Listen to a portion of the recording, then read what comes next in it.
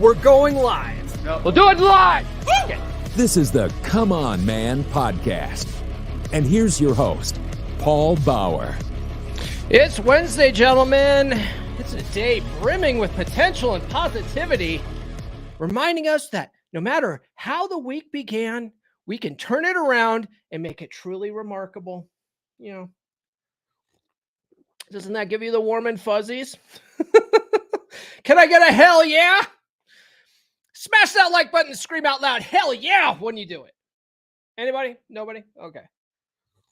This coffee tastes good in one of these mugs, guys. Coffee tastes good in one of these mugs. You guys see my mug? Yeah. Merch.comeonmanpod.com. All right. What the hell is everybody up to this fine YouTube day? That's right. It's a fine YouTube day, gentlemen. If you are in the live chat, you best be sounding off today. We're going to be talking about advice for your sons today. Could also be advice for your daughters as well, but that tends to get more complicated in my opinion, especially when it comes to red pill advice. So perhaps we can just talk about that in a different episode. We'll talk about red pill advice for daughters in a different episode. Today, we're going to be talking about advice for our sons. And before I get too far in depth, I don't mention it enough, but a great resource on this topic is Aaron Clarey's Dad You Never Had course, in my opinion. It's a great course. It's about 12 hours long. You could find it at the link in my description. Just be sure to click the button that says view all products when you click his link, because it takes you to Aaron Clarey's page on Teachable, and that has all of his courses. And they're all great courses, but the Dad You Never Had is particularly relevant to this discussion. So check out that course. It's well worth the money. Like I said, it's like 12 hours long. He and I did a whole episode about it. So you guys could go back and check that out if you want to really know what's in that course. Another great resource on this topic is Rollo's third book, Positive Masculinity. That is Rollo's book for parents looking through a red pill lens. I highly recommend that book. It's a really good one. With that out of the way, the main things I'm going to be talking about is pretty much everything I wish I knew when I was 18. That happens to be the working title of the book that I'm working on. Some of it, particularly the chapters on dating, spinning plates, LTRs and marriage, and starting a family could all be classified, as red pill, because I do look at that stuff through a red pill lens. But there's more in this book, though, than just stuff about women. So the advice isn't necessarily red pill advice per se, but it makes for a great title of the live stream, doesn't it? Woo! It's all good advice, though. It's all good advice. But if you think about red pill being about specifically sexual dynamics and sexual strategy for men, then some of these topics that don't really fall into those categories. You know what I mean? But it's all good advice for your kids to know. Before we get into that, let's do some housekeeping. Let's see here. Be sure to join me live for these every Wednesday and Friday mornings. I'm live at 10 a.m. Eastern time on YouTube every Wednesday and Friday mornings. I'm also live usually on TikTok, but that's just to get you guys to go over to YouTube. Go on over to YouTube. It's a much better experience. And tap that like button, guys. Tap the screen. I'm trying to get up to 1,000. Okay. So join me for these every Wednesday and Friday mornings at 10 a.m. Eastern time. Other than that, be sure to like, subscribe, hit those notifications. Drop a comment. Any comment will do, especially if you're in the live right now. If you guys are watching live right now and you're quiet, you are wrong. Okay, you are wrong. We got beef, as Pearl says, right? We got beef if you're not commenting and you're in the live right now. But if you're watching on the replay, drop a comment below. Any your favorite emoji, doesn't matter. It all helps boost us in the algorithm. Follow me on social media. The links are in the description. I'm on all the different platforms. I have 2 accounts on TikTok. This is my backup account, actually, because my main account is totally shadow banned. So let's see here. If you guys are watching live right now and you want to support the show, send a super chat. Super chats can be sent for like $1. That really helps support the show quite a bit. Get on the email list.comeonmanpod.com. I'll send you some free stickers for your troubles. If you like those designs, they're also available as merch as well. Yesterday, Teespring sends me a notification that they removed my red pill hats from the store. And I was like, what the hell? So I appealed it. And they actually restored it. They're like, oh, our apologies, but I was like, what the hell, man? So that's bullshit, but get them before they ban them again. That's at merch.comeonmanpod.com. Check out my practical law of attraction course, loa.comeonmanpod.com. If you've ever watched the movie The Secret, which is a great movie, and I've watched it several times. I've read dozens of books on the subject. I'm a big proponent of the law of attraction, but a lot of people are turned off by the law of attraction because they think it's magical thinking. They think it's woo-woo magic. They think it's, they think about vibrations, right? They get lost in the weeds about the why it works instead of the fact that it just works, right? It doesn't matter why it works. It just works. So I came up with a course and I was like, well, there's basically 3 explanations for it, right? There's a psychological one, there's a spiritual one, and there's a quantum theory one. Well, why don't we just get rid of the spiritual one for all the atheists and agnostics and guys that are just, they're not very spiritual. Let's get rid of the quantum theory stuff because it's so hard to explain. A lot of people can't wrap their minds around it, right? Like we sort of live in what's it called? What am I trying to think of here? Isaac Newton. What was he the father of? Come on, it's early in the morning. Help me out here. What's Isaac Newton the father of? Physics, right? Physics.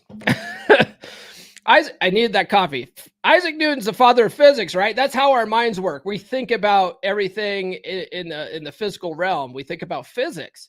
Well, quantum theory basically blows a lot of the laws of physics out of the water, right? And so it's hard for us to wrap our minds around. Therefore, it's hard to explain to people that don't understand quantum theory.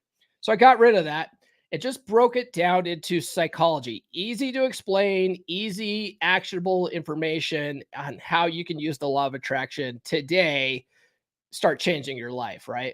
And so the way I explain it, it's not magic at all. It's just psychology. And you'll change your life if you take that course. And then finally, get on the Patreon, patreon.com/comeonmanpod. You can join for as little as $10. I'm starting to host monthly happy hour hangouts. The first hangout, gentlemen, is tomorrow night, 7 p.m. Eastern time. If you join the Patreon, you can get on it. A lot of my premium Patreon members have already confirmed. So there's guys coming. I've invited the 3% Brotherhood to join for this first one. So hopefully it's a good turnout. But if you're thinking about doing it, if you don't have a good group of guys to come and chop it up with, get on the Patreon. It's only like $10 a month. Think of it like the cover charge to your favorite club. Okay. And then it's just dudes. It's a good group of dudes to bring your problems to, because guess what, guys? Women don't care about your problems. All right. Don't bring your woman your problems. Bring it to the boys. You could do that with the Patreon at the monthly happy hour hangout. I'll play a commercial for that. And then we'll get to the topic at hand today. Let me see if I can find this commercial. Here it is. Are you tired of holding back your thoughts and opinions? Ready to let loose with like-minded men? Introducing the ultimate monthly video-based happy hour for men. Join us for an exclusive, unfiltered experience where you can talk about women, cars, movies, and anything else on your mind. Best of all, it's not recorded and there's no censorship. You can freely speak your mind without any worries. All you have to do is join my Patreon at tier number 1, and you'll gain access to this one-of-a-kind gathering. Visit patreon.com/comeonmanpod. That's patreon.com/comeonmanpod. Or click the link in the description. It's like the good old days when men would get together and talk about man stuff without being bothered by women. Sometimes guys just need a good group of men to hang out with. It's good for our mental health. Don't miss out on the camaraderie and conversation. Join us today and let your voice be heard. Visit my Patreon page and sign up now. Cheers to freedom of speech and great company. All right, I'm going to be playing this for pretty much this whole duration, just so you guys don't forget about that, because tomorrow night is the first happy hour hangout. I want a good turnout for that. Come and chop it up with a good group of dudes. Speaking of good group of dudes, Glenn Lawrence is not a good group of dudes. This jabroni, look at this. He says, and there is the one I use, and you'll find out at Summer Smash when I drop the people's elbow on your bald head, jabroni. You know what? He's talking about this, guys. It's talking about the World Manosphere Championship, okay? And I have it. I have it, Daddy. And you can come and try to take it from me, from my cold, dead hands, Glenn Lawrence. But I'm not giving this up easily. I'm not giving this up easily. You got to earn this, baby. All right. Oh man, some MGTOW guys on Twitter, they think it's about a debate. It's not a debate. I'm going to power bomb his ass through a table. That's a fact. Yeah. Oh, Jose Luis Fat to Fit. He's driving and listening. Hey, thanks for tuning in, brother. Thanks for tuning in. All right. So your dad looking for red pill advice for your son, huh? Well, in my opinion, just like any adult man, you can tell your kids stuff, but they are going to have to want the information before they apply it. Sad. Louis says, wrestling nerds unite. Oh, God. Okay. Also, don't forget that teenagers, they think they know everything already, right? It's hard to teach someone something when their cup is full. They have to empty their cup first. You know what I mean? You know what I mean? Speaking of cups. I actually, so I'm going to be talking a lot about my upcoming book today, right? And the introduction chapter talks about how ironic it is, right? Because the book is titled Everything I Wish I Knew When I Was 18. But if I was 18 years old trying to tell myself this stuff, I wouldn't have listened because I thought I knew everything already, right? You were 18 once. You probably thought you knew everything as well, didn't you? If you guys have teenagers, you know exactly what I'm talking about. You know exactly what I'm talking about.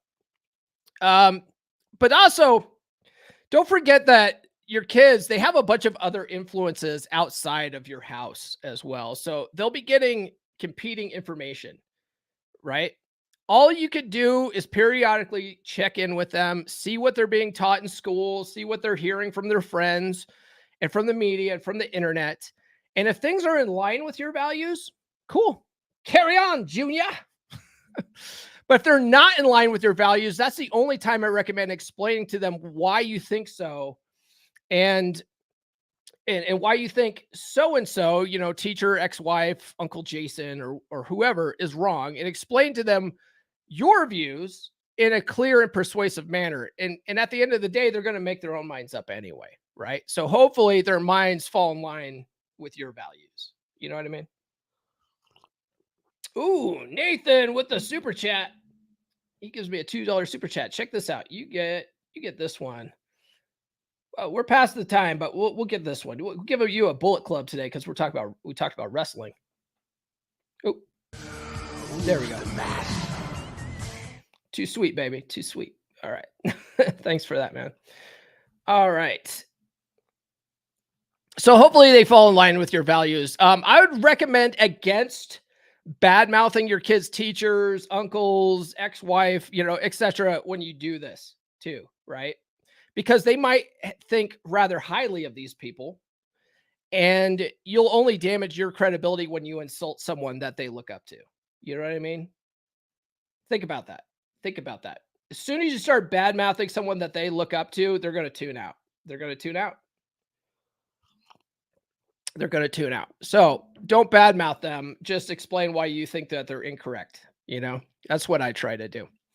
I also recommend that instead of telling your kids about women, health, or finance, that you just show them by your actions. For instance, I really want my kids to take fitness and their health seriously. And I can lecture my son on it until I'm blue in the face. But what that tends to do is what tends to motivate him is when I take him to my races, right? So instead of telling him, hey, man, you should go out and work out. Hey, man, you should go and lift weights. He just tunes that out. But when I take him to my races, right? Like, for instance, last year I took him to my Tough Mudder race. He and his sister watched me go through every obstacle. In fact, a lot of the pictures that I shared on social media of me like covered in mud and you know, running and stuff like that, those were all taken by my daughter. You know, they were the first half of the race was on this like back area where they couldn't go. But the last half is where all the big obstacles were, and they were able to be out there and watch me go through those obstacles. And both my kids, when they were first going there, they were sort of, you know, they didn't really care that much. They weren't that excited about it. But when they saw me go through that stuff, they saw me climbing walls, they saw me doing the rings and stuff. They saw me like going through mud pits and like pulling people up. And man, you could see my kids just like beaming with pride. You know what I mean? And my son, there was like a video I posted last year where I'm like running through they had these like wires coming down. They were shocking you. And I just was like running through the wires. In the video, you can hear my son like cheering for me. It was actually pretty cool. But that kind of stuff, right? Demonstrating, not explicating, as Rollo says, showing them is what really gets them to come around to your side, right? Giving them a good example. So anyway, so yeah, so be the example. Don't just lecture them out of a book, right? Go to the gym yourself. Take fitness seriously. Work on your career. Make more money. When you do introduce them to your girlfriend or whatever, right? Show them what a healthy relationship looks like. Show them what it means to set the tone and take the lead in a relationship. Show them how to handle arguments and shit tests. Don't talk about it. Be about it. All right? All right, that's it, guys. That's the episode.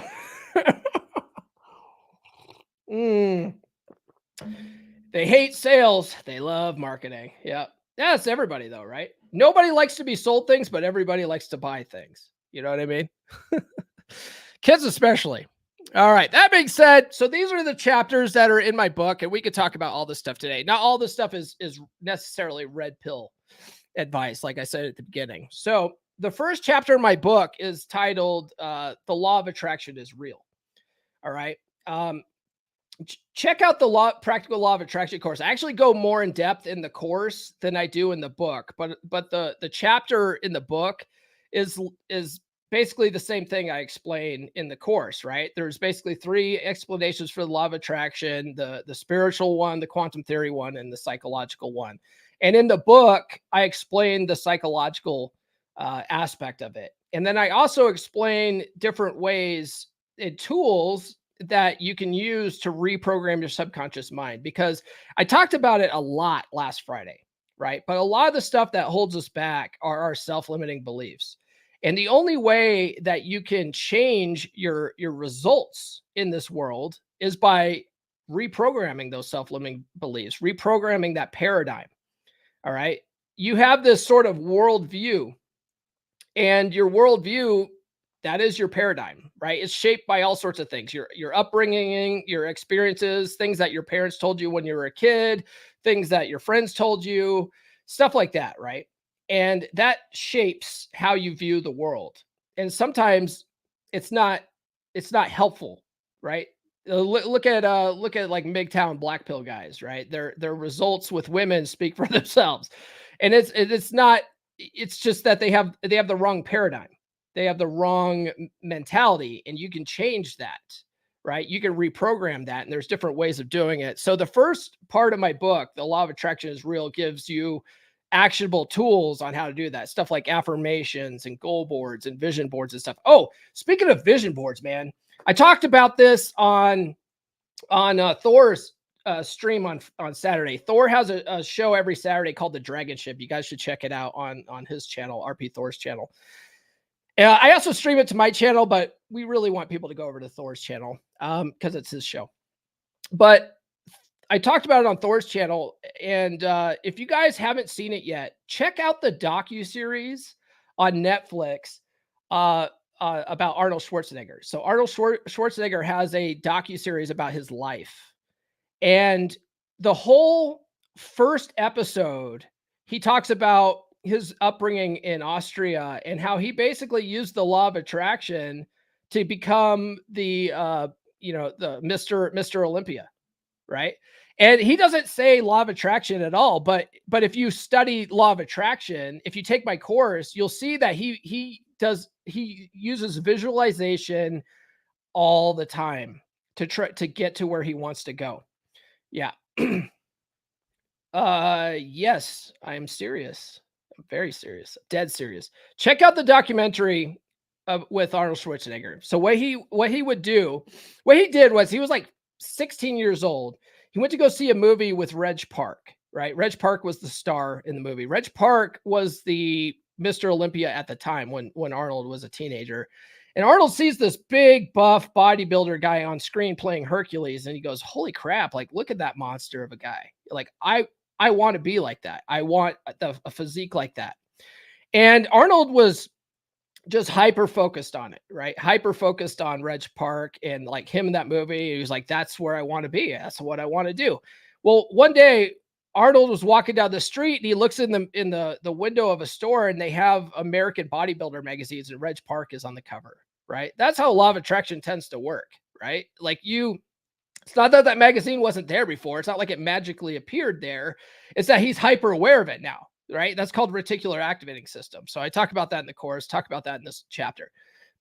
So he notices this magazine. He probably wouldn't have noticed it before, but he's hyper focused on it now, right? Sees this magazine, sees Reg Park in there, buys the magazine, reads what Reg Park's exercise regimen is, and starts doing it. He's like, I need to do what this guy did, right? And then it becomes his passion, lifting weights, being a bodybuilder. He starts taking pictures of like Reg Park and other bodybuilders, Mr. Olympias, and all that kind of stuff, and puts it on his bedroom wall. And he would lay there at night, looking at those pictures, but visualizing himself in those pictures, right? So a picture of Reg Park holding his trophy, he was picturing his face on Reg Park's body and stuff, right?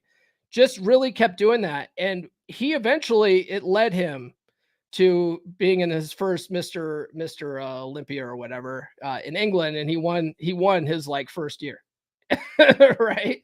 So, and then like it was just like he imagined, right? And so he used that in his entire career. He wanted to become a movie star. He envisioned that. He set that as a goal, right?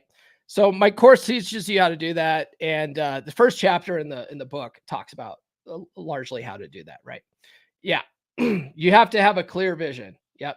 Exactly. That's why you have the vision board, Zachary. It's not magic. Okay. It's about reprogramming your mind.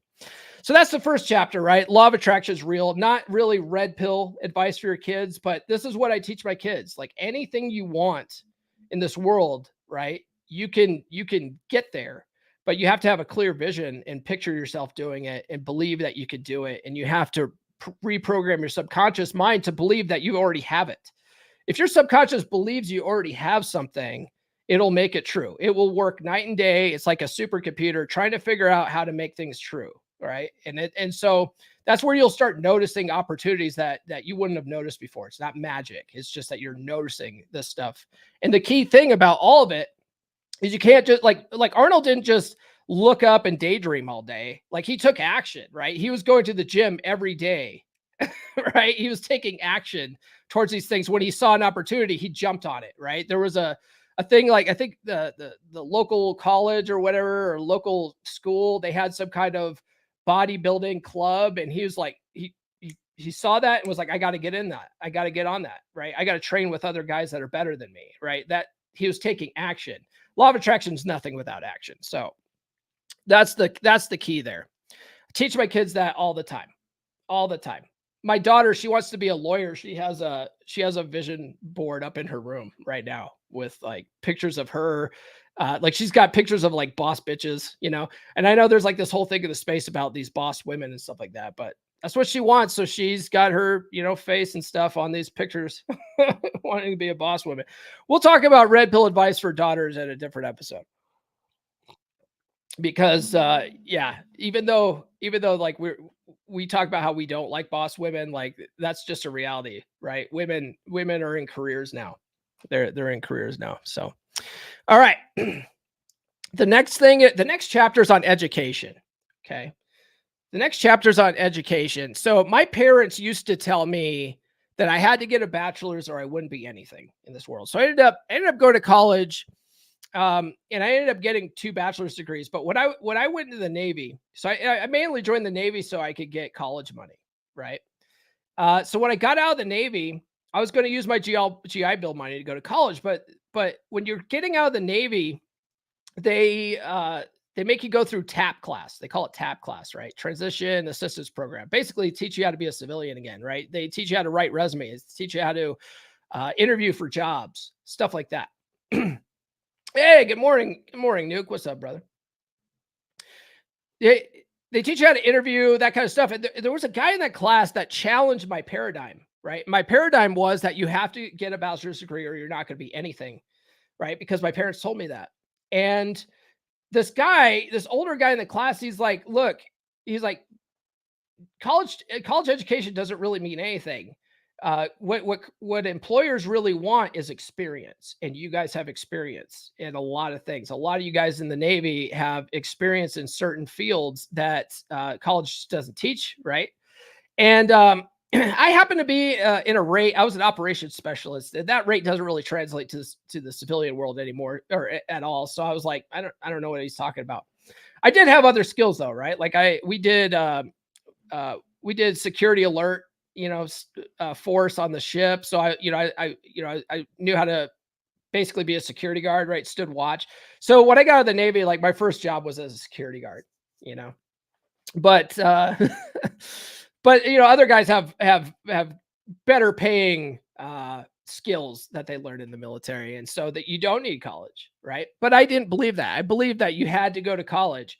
And so that's what I did. I ended up like going to college. But the thing is, like, I ended up in an internship while I was going through college, and I was already working in the field. And just being in that internship gave me the experience necessary to move up in the field. So I got promoted from like this intern job to help desk.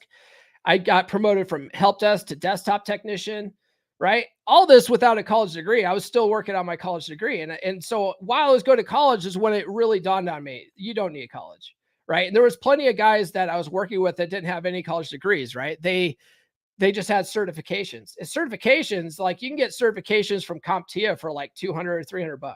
You know what I mean? Like you don't have to pay $40,000 in college tuition to get those, So I learned in that experience, even though I decided to finish the degree out, my degrees out, but now I don't teach my kids that. I don't teach my kids you have to go to college to be successful. I teach them only go to college if your career requires it, right? So like I mentioned, my daughter wants to be an attorney. Well, you have to go to college for that. You have to, you know what I mean? So she's going to college starting in the fall. Actually, she got accepted to CMU, Colorado Mesa University. She's going to go there for her undergrad stuff. Then she's going to go off to law school. The only degree your son needs is a PhD, pimp and hose degree. There you go. Yeah. They look for leadership, operating under stress, ability to learn quickly, etc. Yeah. Yep. Exactly. Right. So only go to college if your career requires it. Right. And also only go if the career you want to get into is going to make financial sense to pay back all the student loans that you're going to have to borrow. Right. I mean, if you can get scholarships and grants and all that kind of stuff, that's good. My daughter actually has a whole bunch of scholarships and grants and all that kind of stuff. So she actually like CMU. We picked CMU because it's like the cheapest option. Because I told her, I was like, it doesn't matter what college you go to. Like, no one cares. No one cares where your degree comes from. Right. So once she realized that, her mom made a whole spreadsheet of all the schools and all the offers, and she got tennis scholarship offers for the school out in Nebraska and all this stuff, and we put it together, and then like how much school was going to cost after the incentives that they were offering and stuff like that, and CMU ended up being cheaper at the end of the day, no matter what. So that's where she's going for her undergrad degree. But yeah, like that's another thing that I teach my kids too. Like, it doesn't matter. Like, if you are going to go to college, go to the cheapest fucking college you can, right?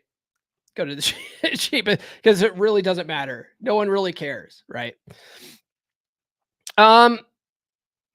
But yeah, only go if that's what your job requires. Otherwise, like if you just want to be educated, if you just want to like some kind of education, get an Audible subscription or a library card, right? Because college isn't really education. It's regurgitation. You know what I mean? You're just memorizing stats and crap from a book and then spitting it back out on a paper, and then you forget it half the time anyway. And the books cost like $100 or $300 each, depending on the course. It's just a waste of money, a lot of it, right? So if you just want to be educated, get an Audible subscription or a library card. Just read some books. And if you find a book that you really want to master, read it multiple times, because we only retain about 10% of the information that we read or listen to. Okay. So if you want to really digest a book, really become a master of a specific book or specific books, read them at least 10 to 15 times, if not more. Okay. There's a reason why Corey Wayne has you read his book 10 to 15 times. All right. The next chapter of my book, man, this could be a long episode. The next chapter of my book is on career, right? You know how to get textbooks for free. DM Billy, guys. He'll get you on the hookup. I'm guessing it has something to do with torrents or whatever. Probably can't talk about that on YouTube though. Career is the next chapter, right? So I started off this chapter with the military, right? I'm one of those crusty old veterans that thinks that every kid coming out of high school should serve in the military. I'm one of those guys. Like you all need to serve, right? I think the military will teach you how to grow up, right? It'll teach you to see what the real world is like. You actually go out and travel the world on Uncle Sam's dime, see what some of these third world countries look like, and then you really appreciate where you come from, right? You really appreciate America when you go and see some of these dumps out there. All right. On top of that, it has lots of career options, right? So even if your end goal is to be a musician in a band, okay, you could be a musician in the military. Did you know that Navy has an MU rating? They have an MU rating, right? MU, musician. If you want to be a chef, you want to be a fine chef, you can be a mess specialist. And you might think, well, dude, that sounds like the slop that they serve on the ships. Yeah, usually the food on the ships is slop. We only get two good meals a year, right? Christmas and Thanksgiving. The rest of the time, it's total slop. Breakfast is pretty good. Breakfast, it's hard to mess up breakfast though. But seriously, our senior chief, we had a mess specialist, senior chief. He after he served on my ship, he got his next duty station was the White House, and he was in charge of preparing meals for the president. Right? That's not slop. You don't prepare slop for the president. So if you want to be a chef, you could be a mess specialist, right? And also the mess specialists that cook for the officers, they're cooking it better. They're cooking it to order as opposed to cooking it for the crew, right? Isn't it slop because it's quantity? Yeah, that's pretty much it. That's pretty much it. And it's not always bad. Sometimes they had some good dinners. There were some certain meals that I looked forward to more than others. I just remember like they would make chicken adobo all the damn time, which wasn't bad. Chicken adobo wasn't bad, but I just remember Fauser, right? What this guy Fauser in my division, he used to see it on the menu and goes, "God damn, chicken a boo-boo again? I don't want chicken a boo-boo." But it wasn't bad. Like even if it was slop, you know, you got to pick what they scooped onto your plate. And they also had a salad bar on the ship. We would have steak and lobster occasionally. Yeah, steak and lobster. Lobster wasn't that good though. It was kind of soggy, and the steak was always as tough as old shoe leather. But you know, when you haven't had good food in a while, you know, all that stuff tastes pretty good. So there's lots of career options in the military, right? So if you're getting out of school, military is a great option, especially if you don't know what you want to do. If you don't have any college money, right? You don't have any way to pay for college. Military is an excellent option, right? Because it gives you job skills, it gives you experience, and it gives you money for college if that's what you really want to do. Okay. But military aside, kids need to think about what they really want out of life. Okay. So this is what I really have in my chapter about career. And a lot of this goes back to law of attraction, right? A lot of people, life happens to them. They don't plan out their lives, especially kids, right? So what you really want to do is teach your kids to imagine what their lives look like in 10 years, in 20 years, right? Do they want to travel? Do they see themselves snorkeling with dolphins in the ocean? Right? Stuff like that. Hiking the mountains of Colorado in your spare time, or like Clary, hiking the mountains of South Dakota in your spare time. You need to consider the lifestyle that you want, the lifestyle that you would love to see yourself doing in 20 years, and then work back from there and try to pick a career that will allow that. Okay. Most people get out of school and they fall into work or whatever. They're fall into the career that their high school counselors tell them to do, or whatever. It's the wrong way to pick a career. It's the wrong way. You have like 100% control over your life if you map it out right. Right. So if you picture what you want your life to look like in 20 years, you got to reverse engineer that and figure out what it'll take to get there. Right. I also recommend don't try to make your passion your career. All right. Instead, find something that you enjoy doing. Right. If you find something that you enjoy doing, it doesn't feel like work when you do it. Right. I did sort of fall into my my career in IT, but it was more like how did I fall into that career? I was a security guard and I was going to college and we had to pick a major. So I picked a business major. I had to just pick one, right? I had to have a major in order to get to draw on my GI Bill money from the Navy. So I picked business degree, just some random degree. And one night I was working as a graveyard security guard, and I'm walking through the server room, seeing all these like servers and stuff like that. And the thing is that in between rounds and doing my homework, I would just surf the internet all night. And I was like, man, if I could find a job that paid me, at least $20 an hour where I could surf the internet all day, man, I'd make that a career. Right. And so as I was looking at the server room one day, I was like, I bet you whoever manages all this computer stuff, I bet you they could surf the internet all day. And that's how I ended up in IT, right? So it's about figuring out what you want in life. I just wanted to surf the internet all day and get paid good money for it.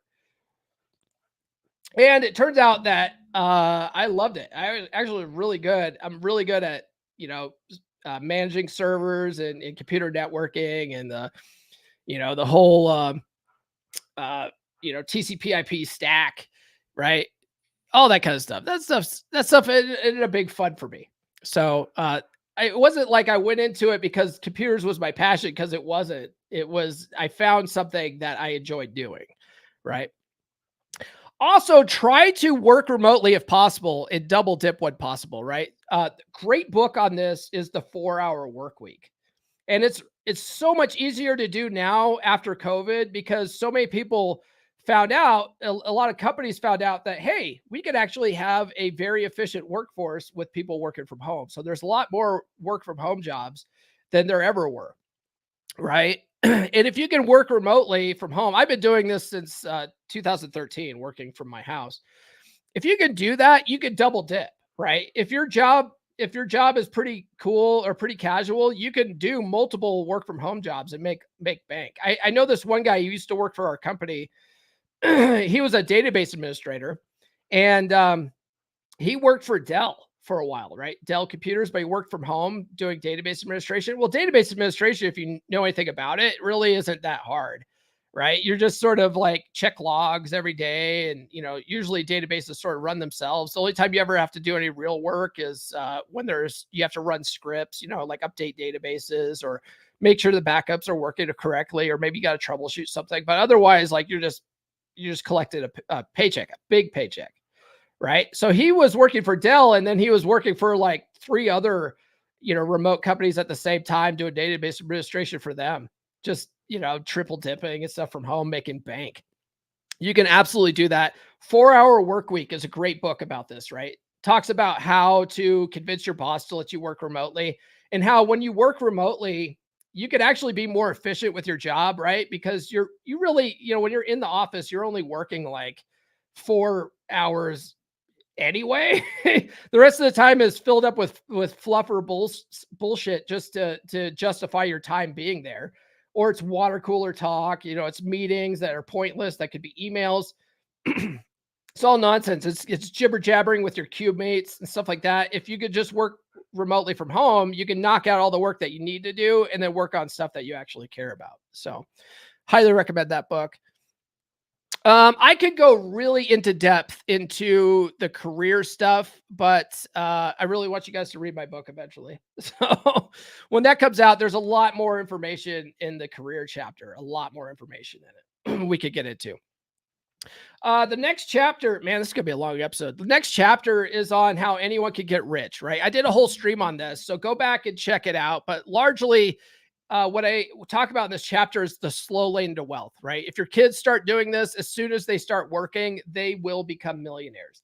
A lot of people have this mindset that in order to be a millionaire, you got to, be a lawyer or a doctor, or you got to be a business owner.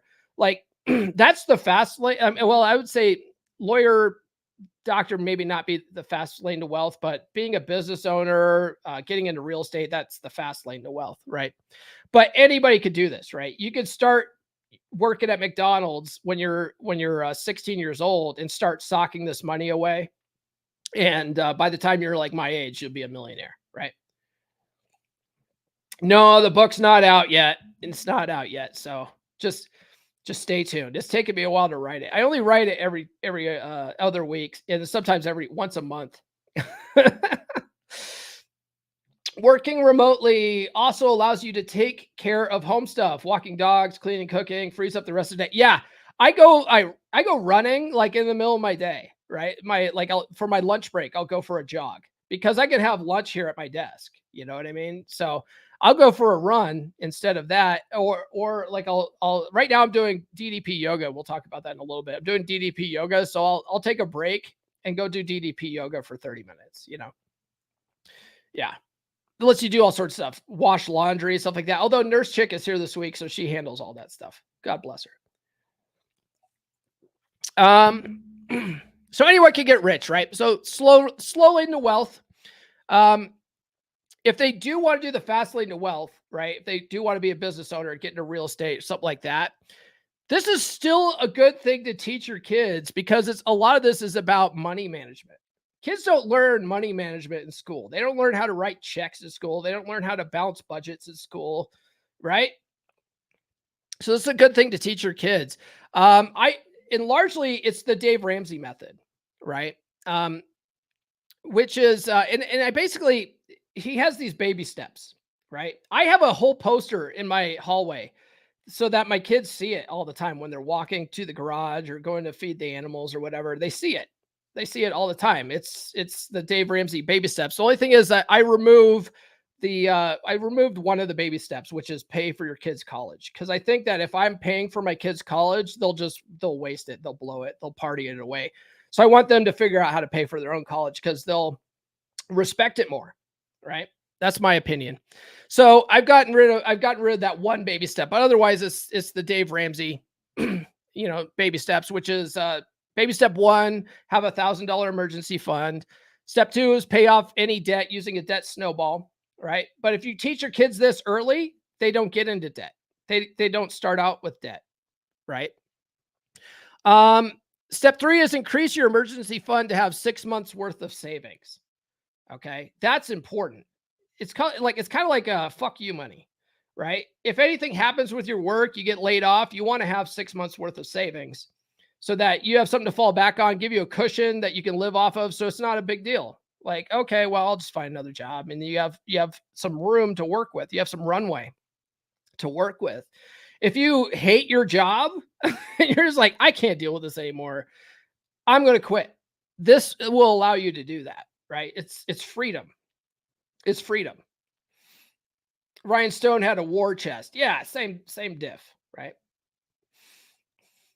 Once you have 6 months worth of saving, you want to start investing for retirement, right? So you want to start taking all the money you're putting in your savings and start putting it in like a Roth IRA or a 401k, right? If your kids aren't 21 yet, they can't do that. But what you can do one thing, what I'm doing for my daughter is I'm putting her money in what's called an Acorns Early account.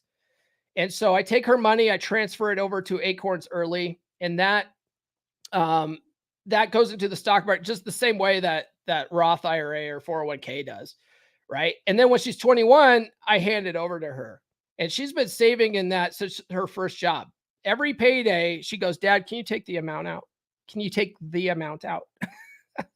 And I just take 10% of her paychecks, right? She'll get like a, $250 paycheck because she works part-time, right? So I'll put $25 in there. That stuff adds up quickly. And then when you put it in an account like that, it grows faster than it would if it was in a savings account. So that's what I do for her. And then when she's 21, I could transfer it over to her, right?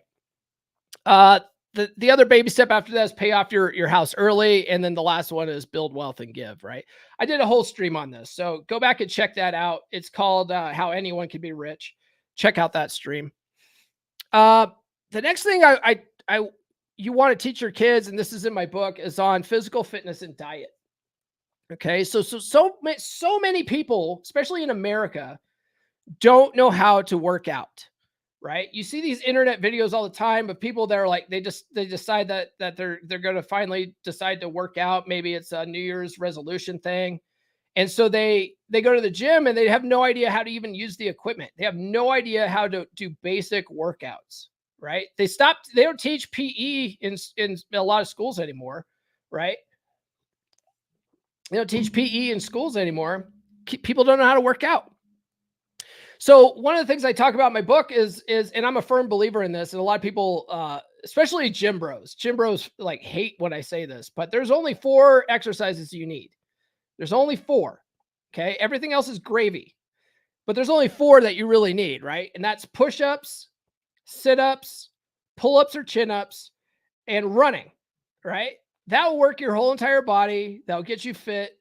If you don't like running, maybe you got bad knees or whatever, then do squats. Okay. So maybe 5 things, but squats and running could be interchangeable. That'll work your whole body good enough. Those are essentially what the U.S. military uses. So if it's good enough for the military, it's good enough for you. Okay. That's it, man. That'll work your whole body, dude. That's all you need. Anything else, if you want to get bigger, go to the gym and lift heavy. Okay. But if you're just trying to be fit, and all you need are those 4. That's it.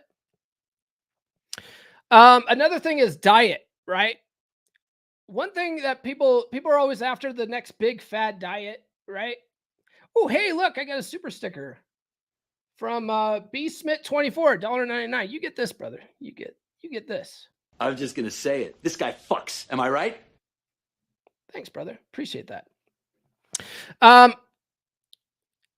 Diets. A lot of people are looking for like a fad diet. Most people are looking for a magic pill, though. Let's be honest. They don't want to work out. They don't want to work out. They don't want to eat right. They just want a pill they could take that'll make them look magically better. That doesn't exist. Doesn't exist. Even if you get on TRT, you still have to go to the gym. You still have to work out. Right. So it's important to know that all diets work if you're consistent. Right. So it's the key here is consistency. And for me, calories in, calories out, or Kiko, right? Calories in, calories out is the easiest method, because then you can eat pretty much whatever you want as long as you account for the calories, right? If you keep track of the calories you eat, you can pretty much eat whatever you want. The cool thing about Kiko, though, is if you are keeping track of your calories and how you feel, right, you start naturally picking more healthier foods. You start naturally understanding what portion sizes look like. You start naturally picking better foods, right? So for instance, let's say you're kind of hungry and you have a choice between a candy bar or an apple. Knowing your calorie count, you'll be like, well, they're roughly the same amount of calories, right? This is a 100-calorie candy bar. This is 100 or maybe 80-calorie apple. Well, if I eat the candy bar, I'm going to be hungry in 10 minutes, right? Because once you get past that sugar rush, you're going to be hungry again. But if you eat this apple, it's got pectin in it. It's going to make you feel fuller longer. I think I'll go with the apple. Plus, it's 20 calories less, right? You'll start making better choices naturally if you start counting your calories. So that's one thing that I also think that you should teach your kids, because they don't learn this stuff in school. You could substitute, yeah. Instead of sit-ups, you could do planks or crunches. Yeah, sure. Don't overthink it, Billy. Don't overthink it, man. Okay, so you also need to learn how to set your own fitness schedule, right? So in my book, I talk about that too, like how to make your own fitness schedule. So I typically work out 5 days a week, and I leave the weekend for rest, or Saturdays I might go hiking or something like that. But I don't look at hiking like it's exercise. It's more of like a leisurely thing to do. It just happens to be exercise. So I do that sort of thing. But I have a schedule of Monday through Friday, and then I learn how to switch it up. And you learn how to like work this body group, and then work this one this other day, so that way this body group can rest. You need to learn how to do that. So I talk about that in the book too. It's important for kids to learn how to do that, how to set their own fitness schedule. And then it's more important, just like the diet, they have to be consistent with it, right? They have to learn how to be consistent with it, how to stick to it, set that schedule and stick to it. And also teach them to change things up when they're bored, right? But keep working out, right? So right now, I'm doing DDP yoga just to keep things interesting. I was doing for a couple of months this year, I was doing calisthenic workouts, right? So the 4 exercises that I mentioned, push-ups, pull-ups, sit-ups, and running. And I was getting bored with that. So I was like, I'm going to try out DDP yoga. I've been doing that for the last couple of weeks. Dude, that's brutal. You wouldn't think that yoga is brutal, but it's done by Diamond Dallas Page, the former pro wrestler. It's a workout for guys. So it's not all girly and like namaste and all that kind of crap. It's like, he's actually does it pretty fun. Right. And then when you're doing it, you're like holding your whole body weight up with one arm, doing these like different poses and stuff. And you're like, holy shit. Like my shoulders, I can't feel my shoulders right now, because it's burning. It's burning so bad. And you're doing these like these push-ups where you're like lowering yourself down and stuff like that. It's excellent workout. He also teaches us dynamic resistance, right? So like as you're moving your arms up like this, you keep like your muscles flexed the whole time. And it's like you're moving through clay. When you're doing that, dude, you can feel the pump in like all your muscles, and you don't have any weights. It's weird. It's so weird. When I'm done with the exercise, I'm drenched in sweat, and like my muscles hurt, and I haven't lifted a single weight. It's crazy. Highly recommend it. I'm going to keep doing that, I think, for the rest of the summer. It's been pretty fun. Then I'll switch it up again, right? I'll switch it up again. Yes, Clary is a beast at hiking, dude. He's ridiculous at hiking.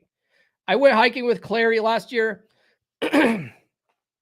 I run, right? Like I do Tough Mudders. I do 5 and 10Ks. I did a marathon once, and I'm out hiking with Clary. I had to jog to keep up with his ass, right? Because he's out there like, this is my gym time, motherfucker, and he's humping it, man. And I'm just like, I go out there. I want to sort of leisurely walk. I walk at somewhat of a brisk pace, but not like that. Like he's power walking up. It's a workout with Clary, that's for sure. He just looks like an old dude on the internet. He's actually in really good shape. He's actually posted a couple of pictures too. He's pretty ripped right now. All right. God bless. We're almost at an hour here. So then the last couple of chapters, this is the red pill stuff. This is what you guys came for. Right? So I have a chapter on dating and spinning plates, and I've been doing live streams as I've been writing this chapter, because this is probably the most extensive chapter in the book. Right. So I'm going to try to go through some of these bullet points, and I've been dropping live streams about each one of these lately.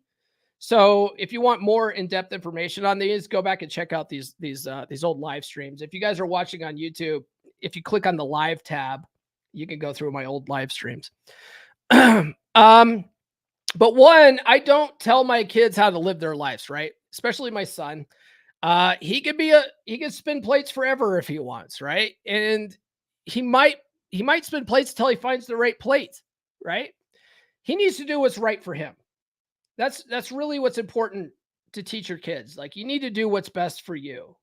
What you and what will make you happy when it comes to relationships, right? Getting married isn't right for everybody. It's just not. Okay? Getting married is right for certain people. You just sort of need to tell them like the pros and cons of each thing, right? We'll get into that in a little bit. I teach my kids that there's no such thing as the one, right? There's no such thing as the one. There's lots of possible good people out there for you. There's not just one, right? They say there's 1 in a million. That means there's 4,000 people just like that person, right? I teach my kids about hypergamy. And the thing is, like, you hear about hypergamy on the internet, or hypergamy, right? You hear about hypergamy on the internet, and you hear a lot, especially the black pillars and the MGTOW guys. They think it's new. For one, it's like, no, it's always been there. That's women's sexual strategy. It's been there since the beginning of time, right? Hypergamy is not just new with modern women. It's just that we have open hypergamy now. That's the only difference, right? But I teach my kids about hypergamy, and I teach them it's neither good nor bad. It's just that's just how women are wired. You know what I mean? And you can use it to your advantage. If you understand how it works, you can use it to your advantage, right? So that's the big thing I teach my son.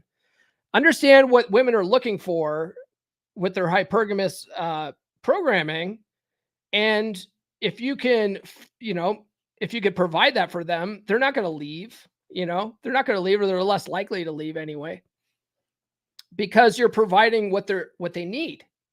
They need the alpha fucks. They need the beta bucks. So be both, right? But if you don't want a dead bedroom, you gotta optimize that alpha side. Okay. I teach my son, especially my son, I teach him that there's things that women say they want, things that they think they want, and then things that they actually respond to, and how it's imperative for him to learn what women respond to. Okay. Not like, don't pay attention to what they say. Watch what they do. Okay. Watch what they respond to. Because if you learn that, it gets easy, right? It gets easier. That there's things that women say they want, what they think they want, what they actually respond to. Actually, I learned that from Ross Jeffries. Ross Jeffries said that one time in an interview and stuck with me. Credit where credit's due. One thing that I try to teach both my kids, and this goes outside of relationships too, is they need to let go of attachment to outcome. Right? When you have an attachment to a particular outcome, that's where you get disappointed. That's where you feel let down.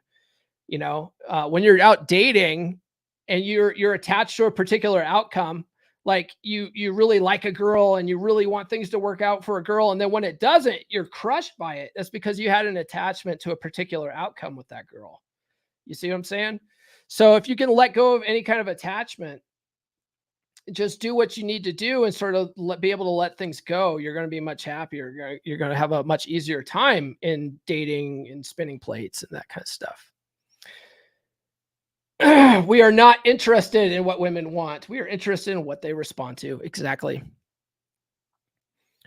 I teach my kids to challenge self-limiting beliefs. Go back to last Friday's episode. The whole episode was about that, right? It was dating advice for shy guys, but largely the reason why guys are shy, I argued in that episode, is that they have a self-limiting belief, and that those self-limiting beliefs cause anxiety, which cause them to want to stay in their shell. But if you challenge those self-limiting beliefs, that'll fix all of that, right?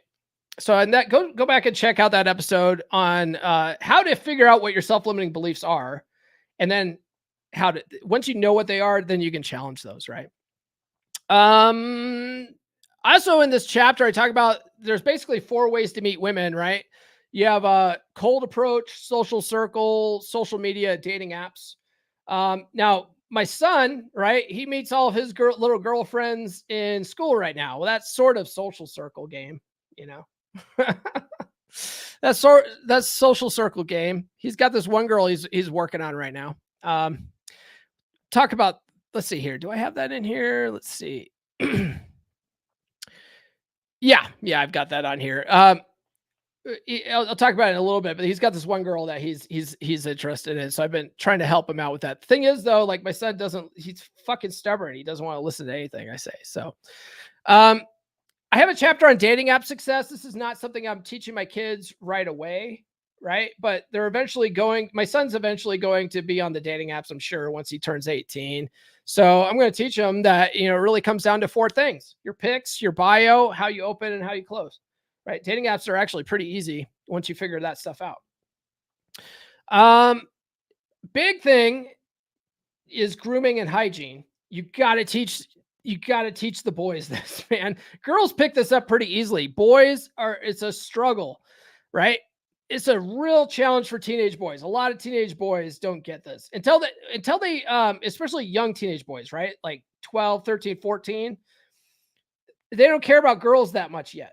But when they start really caring about girls, this becomes important to them. That's the motivation you're looking for. But man, teenage boys are gross. They're fucking disgusting. Fucking disgusting creatures. And if you don't teach them proper grooming and hygiene products, they end up becoming MGTOW or black pill guys in their 20s or 30s that don't know how to shower. Right? I've talked about this before. Nurse Chick and I went to a independent wrestling show in December. The whole entire room, right? And this was a big room because they had the ring in there. There was probably a couple hundred people in there. The whole room fucking reeked because there was all these like disgusting incel guys that had no idea what a shower was, right? They needed to stand closer to the soap. Don't let your son become one of those guys. Don't let your son become one of those guys. Teach him good hygiene. Teach him to stand closer to the soap. You know what I mean? It's important to teach them high interest versus low interest in women, right? Don't waste your time with low interest women, right? A lot of dating, it comes down to it's a numbers game, right? It's eliminating women that are showing low interest and going after the women that show high interest, right? Going after women that show high interest will change the game for you. Like a lot of guys are knocking on closed doors. They're trying to make women like them that don't like them. And then they get frustrated. Just stop doing that. Right? Go out with the girls that like you and you'll have a much better time. That's where you find that genuine desire that everyone's talking about. I talk about what to do on a date. So like I said, my son, he's not really old enough to like go out and date himself. But the other day, he asked if we could go to the local fair. There was a local fair down in Montrose. And he's like, hey, and can I bring this girl? And I was like, yeah, buddy. Yeah, we can bring this girl. So, so one thing that I teach my son is to always go for a kiss. If you like her, always go for a kiss, right? I also try to keep this age appropriate. I recommend keeping this age appropriate for your son. My son's 14. I don't want him out banging chicks yet. Okay. When he's in high school, I know he's going to be doing it. So I've already had the talk with him. I had my talk with him and my daughter both when they were like 12, right? Because Red Pill Chick, I've talked about her on the podcast before. When I was with Red Pill Chick, both her oldest kids got pregnant when they were in high school, and her oldest daughter got pregnant when my daughter was 12. So I came home and I had the talk with my daughter about, boys will say anything. Boys are slick talkers. They will say anything. Right? This cannot happen. You have goals, you have aspirations, and it's going to be infinitely harder if you get pregnant, right? Like it's not impossible, but it's going to be so much harder that you're going to want to quit and your dreams will be shattered, right? So avoid it, right? I tell my son the same thing. Don't be getting girls pregnant because you're going to be paying for it for the rest of your life. Even if you don't marry these girls, you're going to be on the hook for child support, like all that kind of stuff. Teach my kids that. So for this instance, he's not old enough to be sleeping with girls and stuff like that, but kisses are innocent. So always go for a kiss. I do teach him that. And I also teach him to be a gentleman. So we went to go pick up this girl from the house. I said, get out, go to her door, knock on the door, and then walk her to her side of the car and open the door for her. Right. And then when we got to the place, I told her, I said, hey, honey, let Braden open the door for you. Okay. So Braden got out, walked around, opened the door for her. I teach him that. I teach him to be a gentleman because that's setting the tone and taking the lead, right? It's not putting a girl on a pedestal. It's about setting the tone and taking the lead. And women actually really appreciate that. Vasectomy when he's 20? No, I don't teach him that. I don't recommend that. I don't recommend that. But I do recommend that they wrap that rascal, right? My daughter, she went to, talk about red pill advice for kids. You have to understand that kids are going to do what kids are going to do, right? You can teach them about abstinence, but they're not going to do it. Okay. Think about when you were a teenager, right? When you were a teenager and you were a horn dog, you were figuring out ways to get it done, right? I was having sex in the back of fucking cars and shit, right? Teenagers will find a way. Okay. So it's more important to have a talk with them and teach them how to be safe and responsible. So when my daughter went to her first prom, I think she was a junior. I came in there with condoms. I was like, here, you have to take responsibility and make sure that, don't trust that boy's condom. That boy probably has had his condom in his wallet for the last 6 months. It's dry rotted. It's going to break. Here's your condom. You be responsible. I was like, I'm not condoning it. I don't think you should do it, but I'm not fucking stupid either. So I'm giving you this. I want you to make, if you're going to make a bad decision, at least be smart about it. Right. I gave her a condom. Okay. That's what you have to teach. That's what you have to teach your kids. I'm going to do the same thing for my son. I'm not going to be like, hey, dude, I know you're going to be doing this. I know you're going to be doing it. Be safe about it. Okay. It's very important. Like a lot of people are like too afraid to talk to their kids about this stuff. And then their kids go out and make dumbass decisions. And then they wonder why. Oh, what happened? You didn't fucking talk to them about it. Right. You also you made it so that they're afraid to come and talk to you about that shit. Okay. You never want to do that. You want your kids to feel safe and comfortable to come and talk to you about this kind of stuff.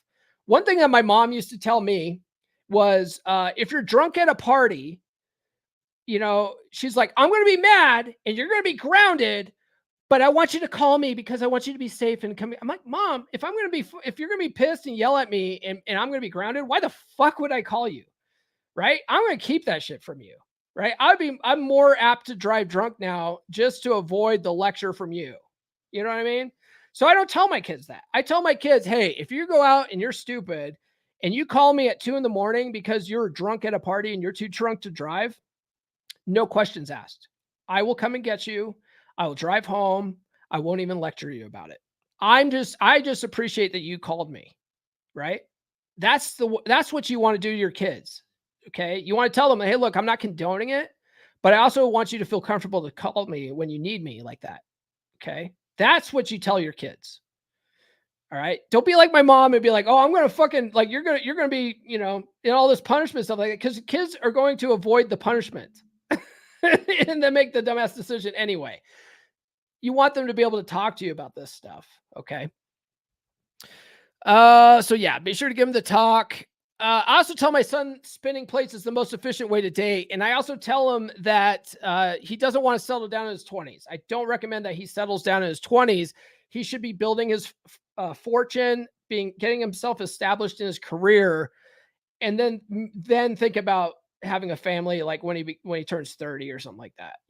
I tell him, hey, you got all the time in the world. I do not teach my daughter that. I tell my daughter, hey, you only have a certain amount of time. I know you want to be a boss bitch and stuff like that, but you also only have a certain amount of time. You know what I mean? All right, man, this is going to be a long episode. The next chapter, there's only 2 more chapters yet. I'm still Billy asked me about the book's not out yet. No, it's not out yet. I'm still writing the dating and spinning plates chapter. Is such a damn long chapter. I only have 2 chapters left after this though, right? Long-term relationships and marriage and children. I haven't even gotten to the long-term relationships chapter. So we'll go through this really quickly, but the long-term relationship, right?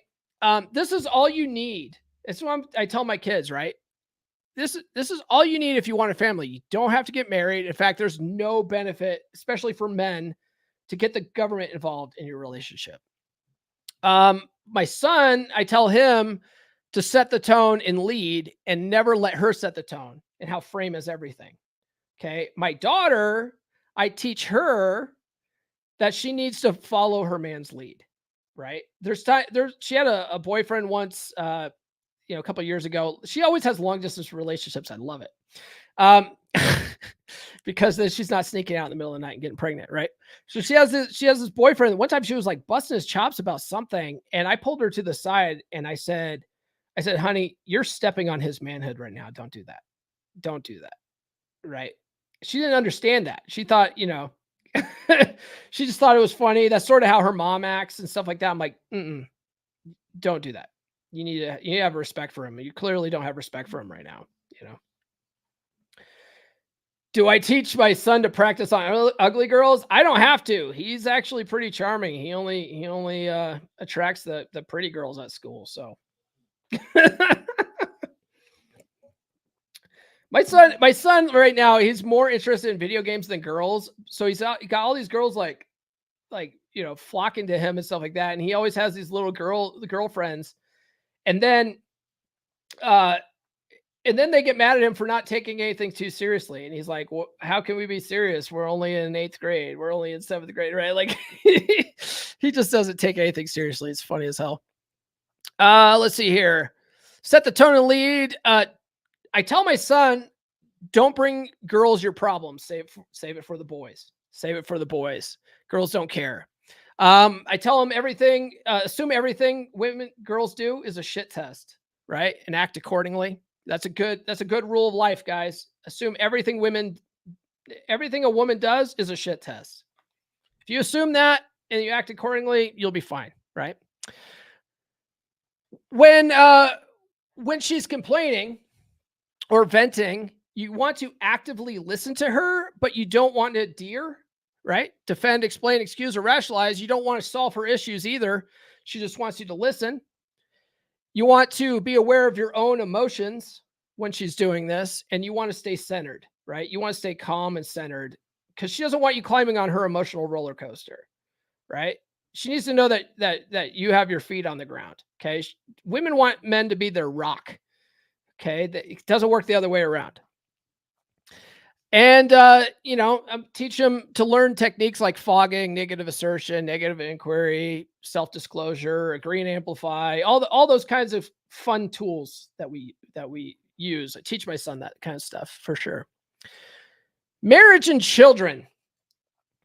One thing I teach both my kids this is I don't recommend marriage at all, right? Religious ceremony and custom vows are fine, but they are meaningless in court, right? But the same thing goes to vows when you have a license, by the way. The vows you make in church in front of God and everybody, when you have a license or when you don't have a license, they're both meaningless in church.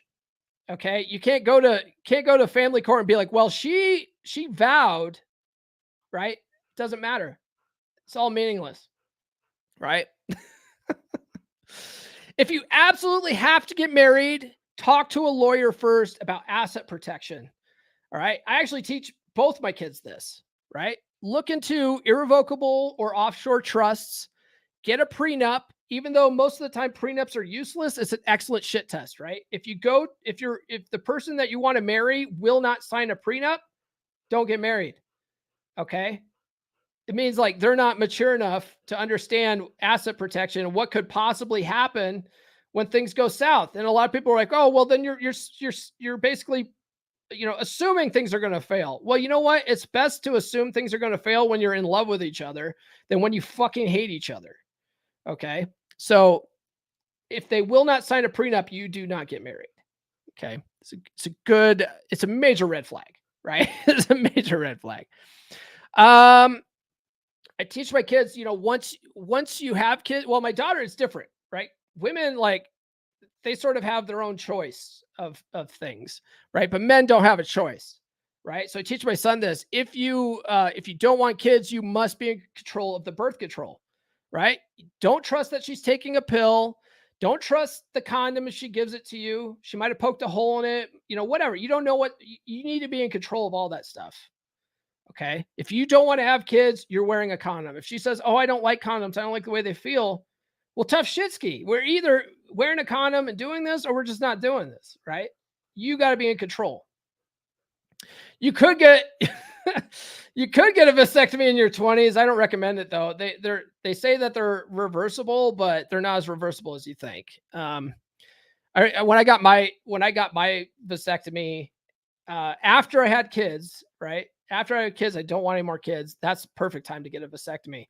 But they gave me a whole pamphlet talking about how it's not guaranteed.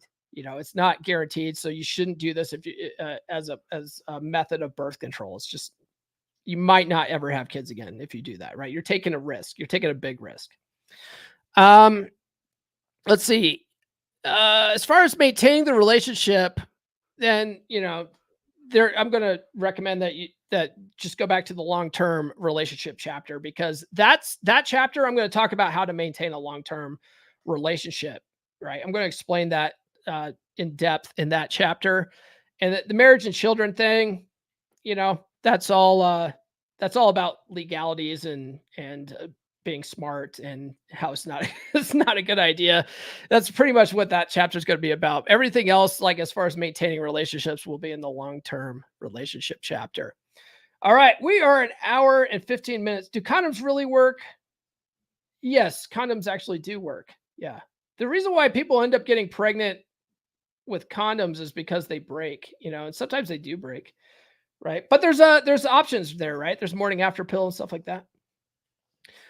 But I've had in my entire life, I've only had a couple of condoms break, right? Most of the time they're just fine. A strong father is key to influencing a daughter, especially if the mother is a whack job. 100%. 100%. All right, that's all I have for this episode, guys. I hope it gives you some things to consider teaching your kids. Again, check out Aaron Clary's course as well. That goes into a lot of topics I didn't even touch on, right? The link is in the description for Aaron Clary's Teachable course. Or it's actually his whole school. So be sure to click on all products to find the Dad You Never Had course. All right. I highly recommend it. It's like 12 hours long.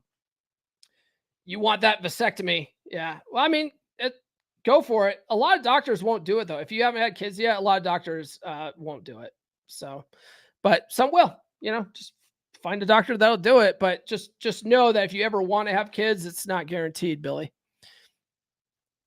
Let's see here. Also, don't forget. Oh yeah. So check out Aaron Clary's Teachable course. The link's in the description for that. Click on all products. That'll take you to the Dad You Never Had course. Highly recommend that one. If you're looking for solid advice to teach your kids, he's got a wealth of information in there. Like I said, it's 12 hours long. It's well worth the money.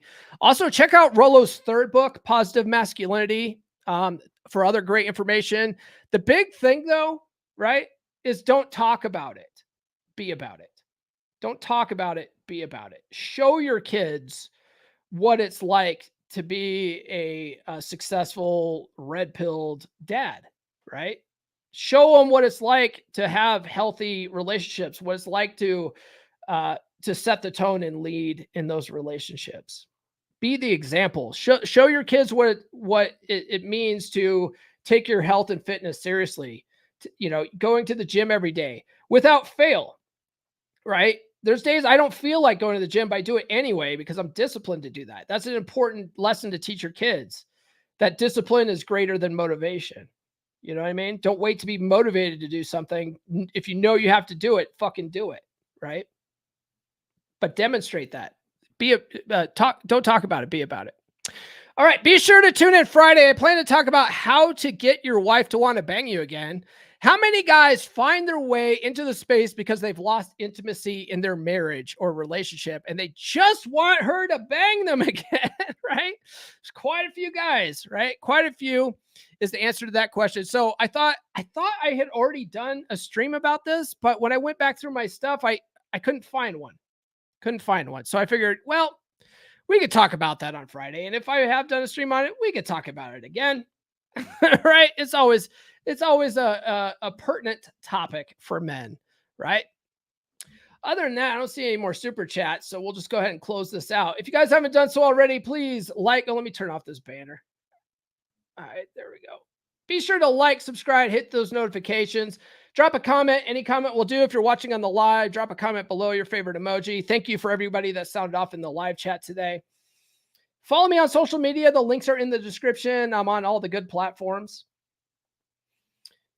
Thank you for everybody that sent a super chat or a super sticker today. That really helps support the show, probably more than anything else. Get on the email list, list.comeonmanpod.com. I will send you some free stickers for your troubles. If you have signed up for the email list and you have not received an email from me asking for your mailing address, DM me on Instagram or something like that, because sometimes the email gets lost in people's spam filters and they just don't get it. So if you haven't gotten your stickers yet, but you've signed up for the list, DM me on Instagram. Other than that, check your email and look for an email from me asking for your mailing address. I purposely am not asking for it as a part of the sign up because I'm not trying to keep people's addresses. I just want your email address so I can contact you if I ever get banned from social media. So, anyways, do that. I'll send you some free stickers. If you guys like those stickers, designs are available as merch as well. The merch store. I also have Rule Zero merch. That's actually really popular right now. The Rule Zero merch is available as well at merch.comeonmanpod.com. Check out the Practical Law of Attraction course. I talked about that a lot earlier, so I won't go into that too much. And then finally, get on the Patreon, patreon.com/comeonmanpod. You can join for as little as $10. The first happy hour hangout is tomorrow night, 7 p.m. Eastern time. If you guys want to get in on that, join a group of like-minded guys, chop it up, talk about whatever you want, man stuff, without worrying about offending people. Get on the Patreon. It's only $10. Do it now, and then you can join the call tomorrow night. It's a live call. We'll all be here, chopping it up, drinking beers, whiskey, smoking cigars, whatever you want to do. Whatever you want to do. It's all available for you guys. That's it. So I will see you guys on Friday. This has been the Come On Man podcast. Now, go out and get it.